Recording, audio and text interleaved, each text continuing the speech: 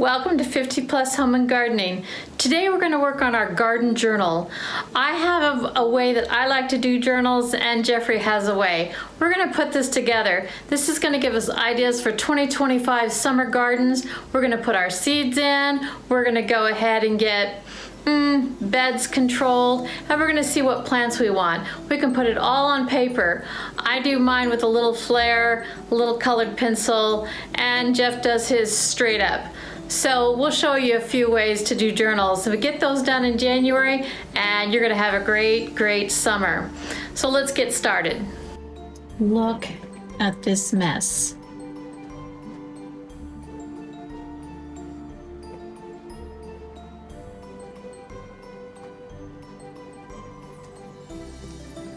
A very fun mess, but I want to get back to my journaling before spring hits.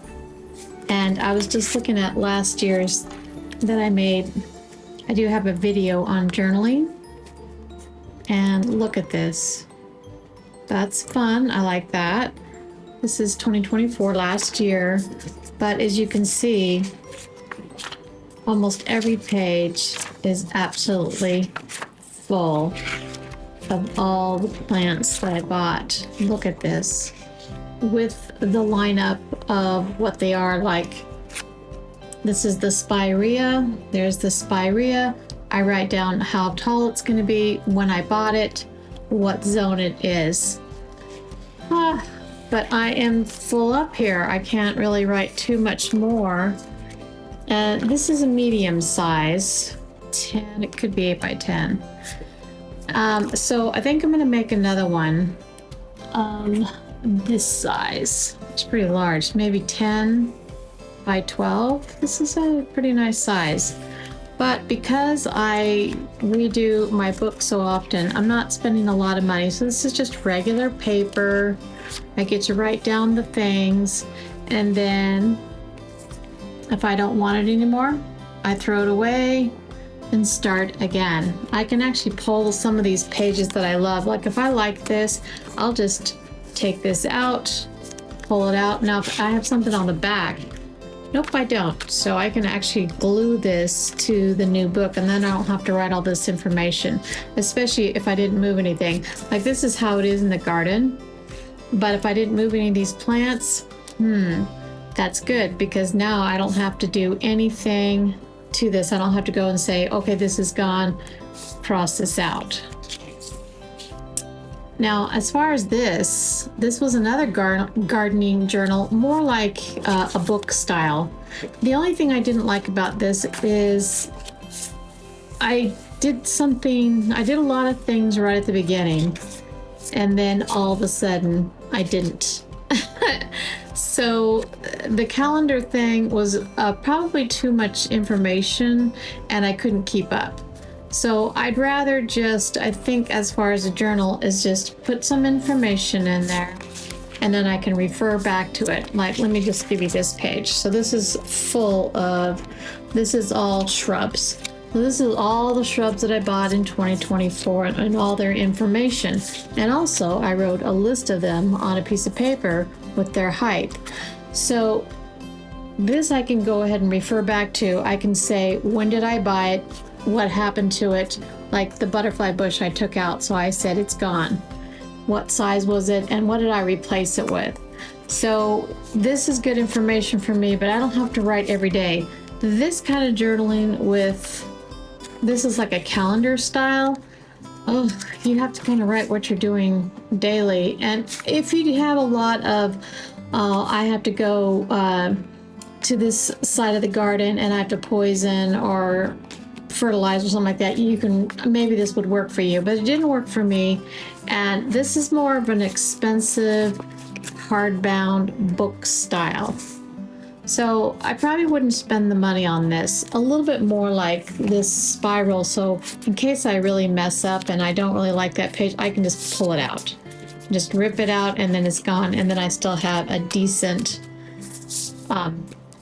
book. This is what I've decided that I like, the information, all the trees. I want to show you the amount of trees. The amount of trees is amazing. So this is all the trees that I bought for this year, last year, 2024. I didn't write the zones, which I am going to go back, write the zone, what bed they're in, and I wrote the size that they get. 10 by 20, 60 by 30, but these are all the new trees, and these are big giant ones, except for this one. This Tolleson blue weeping juniper. I think this one only gets, let's see. Yeah, this gets 20 high by 10.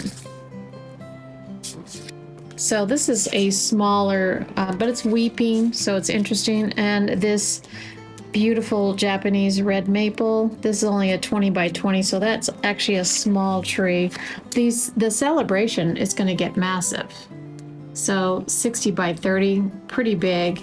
And then I have some Bloodgood maples. They get about 20 by 20.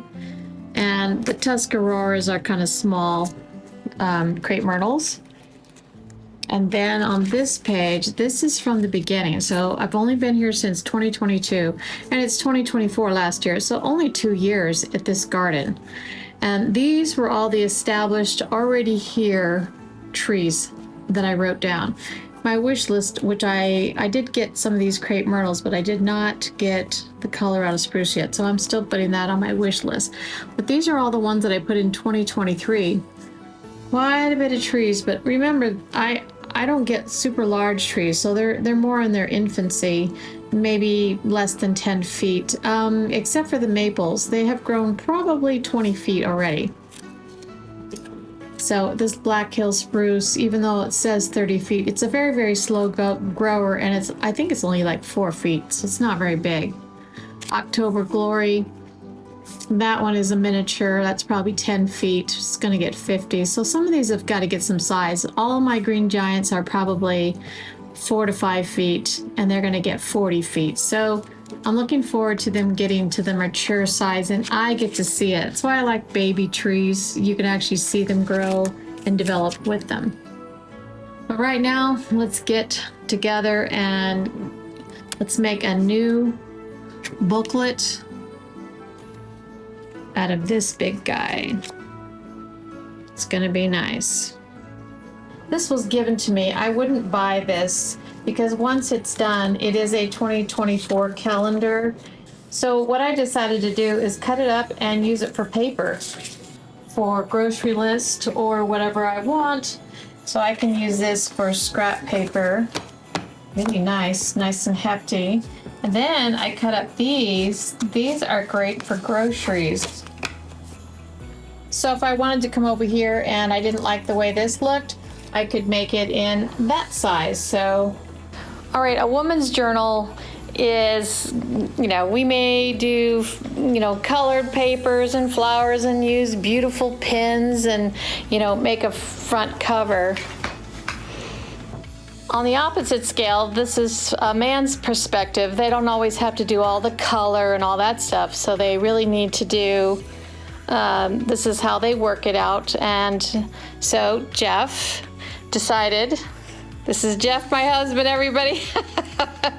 He wants to do a garden plot, and he has worked out how it works best for him. So if you're doing a journal, you can do, it's really whatever you want. So I'm not an experienced gardener, so here's what I did. I have to do things by grids and charts, otherwise I'll lose track of everything. So I made a list right here of all the things I want to grow. My goal is to grow some vegetables that I like to eat. So bok choy, one of my favorite vegetables, broccoli, yellow squash like summer squash, sweet peppers, tomatoes, some basic lettuce mix, basil and radish, a couple of herbs I want to try because I like to use those. And what I did on this chart was we ordered the seeds for everything. And if you read carefully on the seed packets, especially the ones from Johnny's, they have a lot of good information. But here's what I took down. The number of days to harvest, whether or not it needs to be started in a cloche or a jug indoors, and how long, like 4 weeks or 8 weeks. And then for planting, how far apart? 6 inches, 12 inches. How deep? And then what date to plant? In our case, it's around the middle of April, because our last frost date here is right in the middle of April here in Virginia. I also noted whether or not the plant needs a hardening period. That's when you keep it in its jug or in its cloche, but you put it out for a little while, like a week or so it gets used to the cooler weather before you actually put it in the ground. And I did that for all of my plants.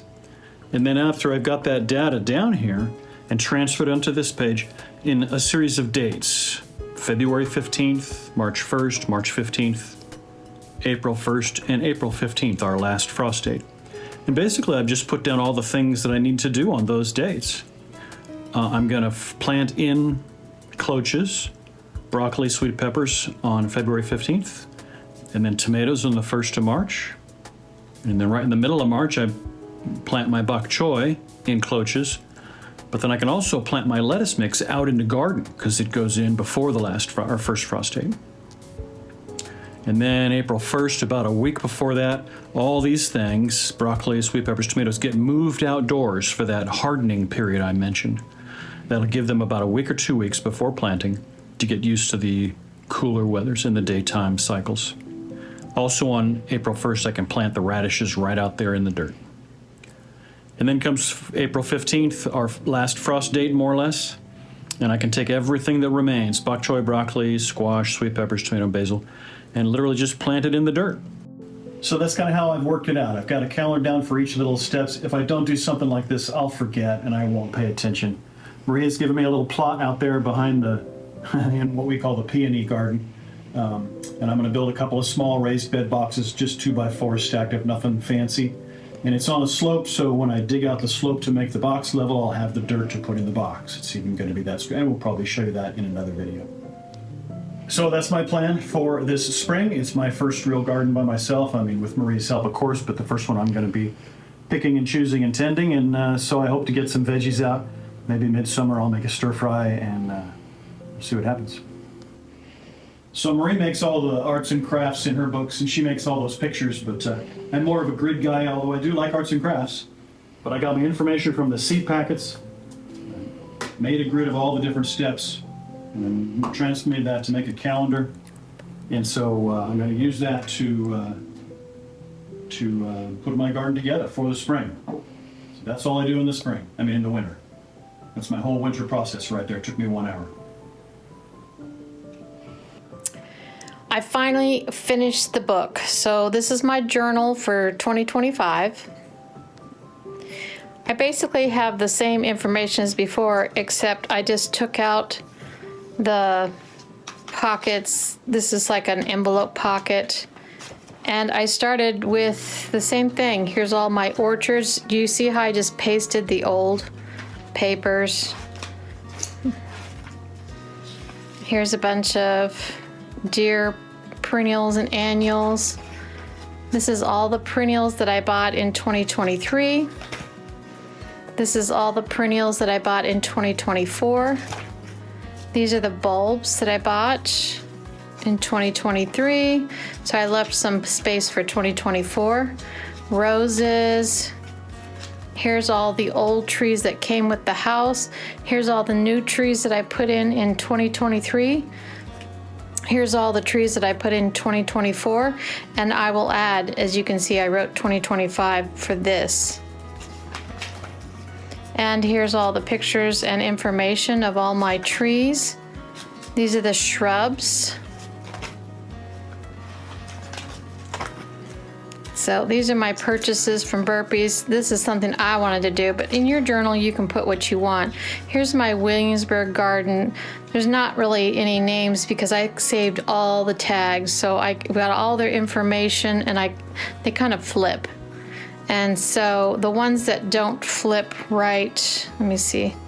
Yeah, this one, see this flips this way because it's upside down. And this one flips like this. But most of them, the cards, which is really nice, they make them to where it's like, you can see the information and it's upright when you flip.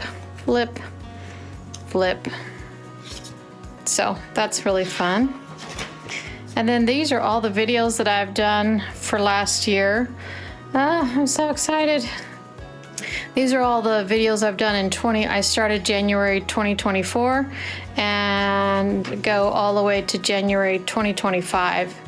So we'll see how far, I don't know, we'll see how far I can get. It's a lot of work. Like here's all the Williamsburg garden, and this is what I did, like a color picture. But when you do these kind of things, you know that when you put in new flowers and things, you may not leave enough space, which I did. So I'm gonna save this one, and as I put more plants, I've got spaces for them. I can put like a little circle.